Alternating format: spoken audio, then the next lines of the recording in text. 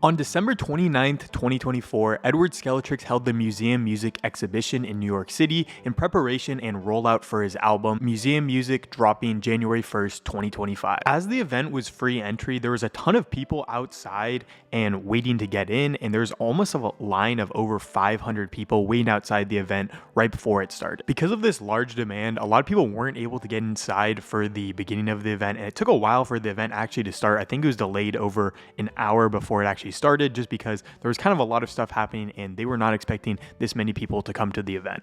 Once people actually got inside the exhibition, people finally realized what the exhibition actually was, and it was a display of art from a ton of different people, including Jack Zebra, Brennan, and a lot of the other artists that either work with Edward as producers or just work with Edward in general and Edward has connections to. And they all had art that was either up on the wall in different like patterns or whatever, or they just have art that was displayed on one TV and it just went through all different art. And there's also like a little live stream that they did have that would always just recycle the art back and forth and back and forth.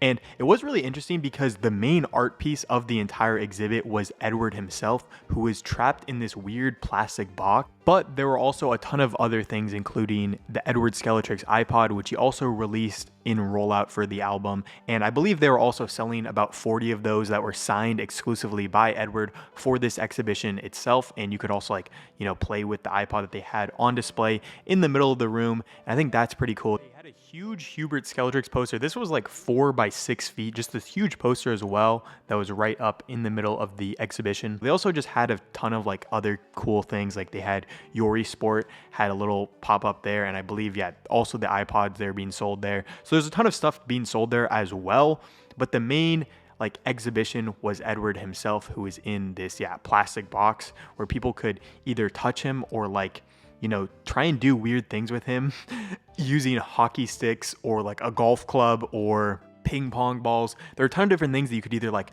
mess with Edward, like throwing stuff at him or touching him. And I'm assuming this kind of like you can do whatever you want to Edward is inspired by Marina Abramovich and Yoko Ono, who I believe also did the same thing where they would just let people come up to them and do anything to them.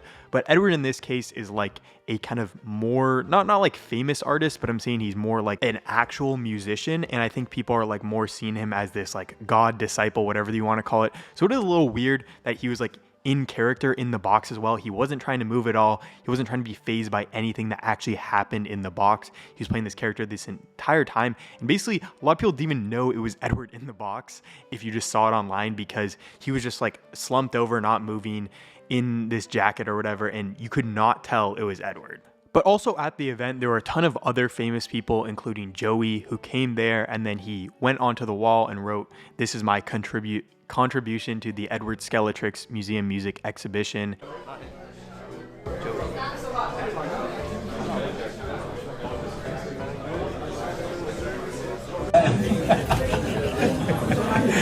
Yo, you gotta talk to me. Talk to me. And he just like wrote something on the wall, which is pretty cool. Little Chris was also there. I don't know how he even got in or what he was doing there, but it is really funny that he's like almost as tall as Joey and he's like 10 years old. Another thing that's really funny is Emwell was there and he was like touching Edward with like a hockey stick, and just Edward was not moving. There's a ton of people covering this event, and it was just really interesting to see all of their different perspectives of this event and seeing the way that Edward really turned this exhibition, whatever you want to call it, into an art piece in itself. Like Edward is the art piece in the exhibition, and he's displaying himself to the world through this exhibition, which is a really cool way of like showing this rollout, and just shows that he's an artist that thinks on different levels compared to other people, because no other artist really wants to be treated like a prop in their own thing, but Edward is the prop, he is the art, and he wants to show that he's thinking on a different level than someone like Netspend or Osama Sun or anyone else in the underground, because he's not doing it like them. He's doing his whole own thing, and he's on a different level, and he's thinking in a different way than any other artist is.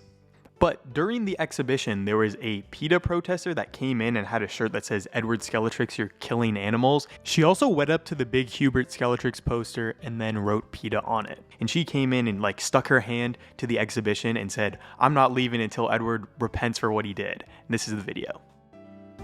Fashion glass game, Edward's trapper fashion's game. I won't go until I'm game. I won't go. And then eventually people started going up to her and trying to get her to get off because they didn't want her to ruin the exhibition, and this happened. Glass for fashion, glass for pain, and I won't go until I'm caged.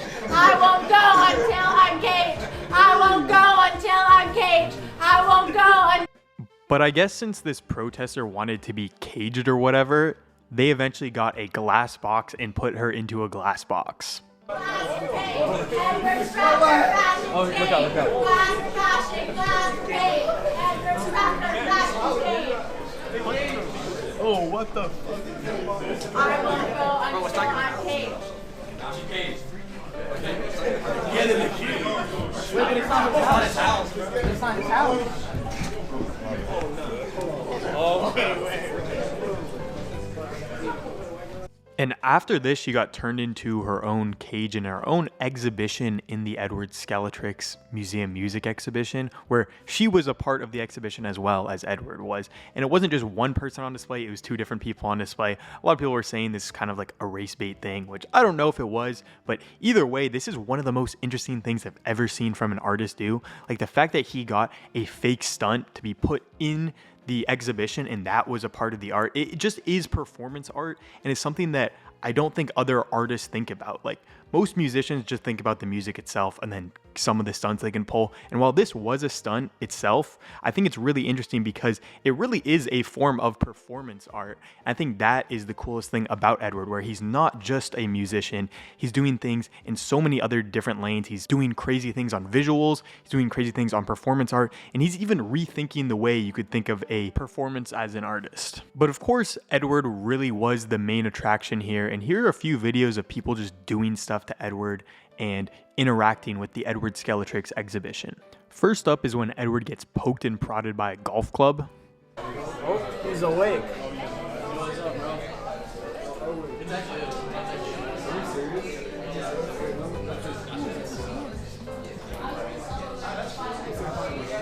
Then there were also some fans who were putting ping pong balls on Edward. 2, 1, go. Oh, bro. And there's also this clip of Emil using a hockey stick to poke and prod Edward and the woman next to him.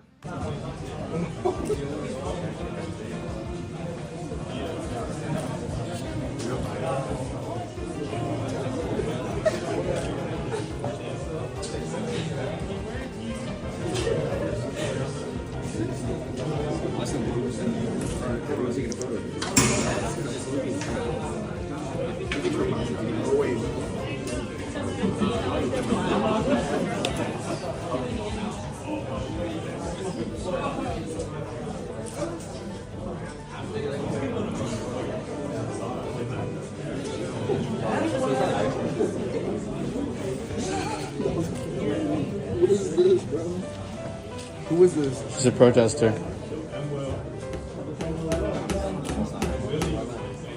Alright, make a fit pick.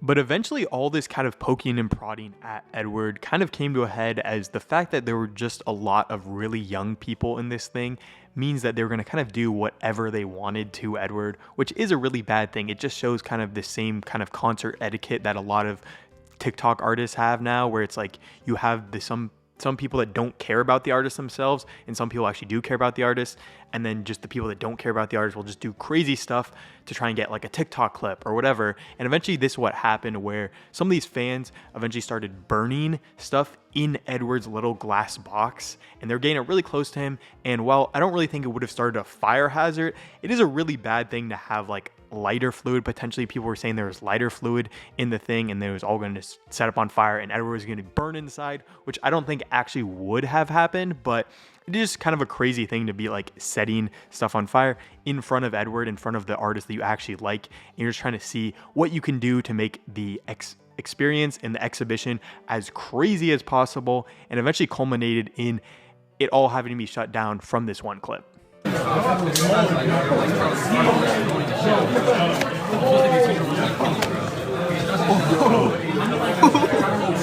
Now imagine.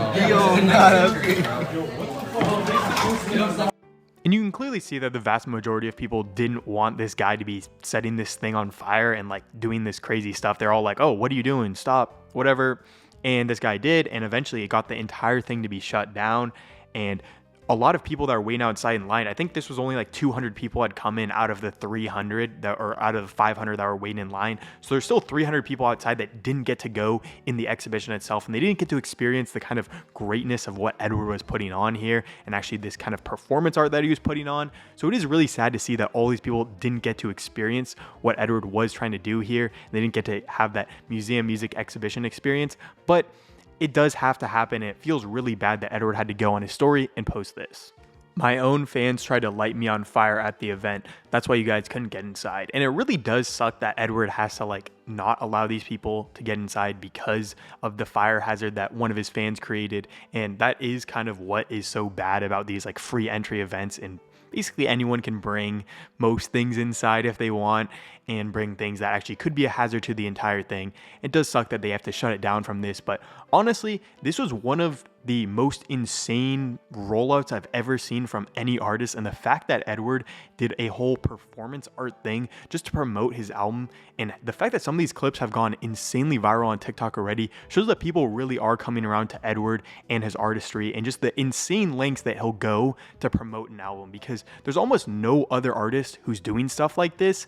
And there's no other artist who's at Edward's size that's doing stuff like that. Like, yes, you have seen the people like Lexa Gates with her glass box in New York City. And while that is pretty cool, this was like an exhibition for Edward. And Edward is the art himself. And like, there's a performance with the fans as well, which I feel like is a whole different experience from the Lexa Gates thing, where she's kind of in her own little world and her fans were in her own little world. And this was specifically made for Edward's fans, while Lexa Gates was just for the random people in the New York City sidewalk. But honestly, after seeing all the clips from this event, this is one of the most insane things that any artist has ever done for an album rollout. And I think Edward will be considered one of the greatest artists, or one of the greatest, at least, like pranksters just in our generation, because this man is doing stuff on a whole different level from anyone else in any of his peers. And he's just doing stuff that I think a lot of other people will be doing 1 or 2 years down the line, because they're all taking inspiration from him. But he's just one of the most insane artists that I've ever heard of, and he's just doing things way differently from everyone else's. So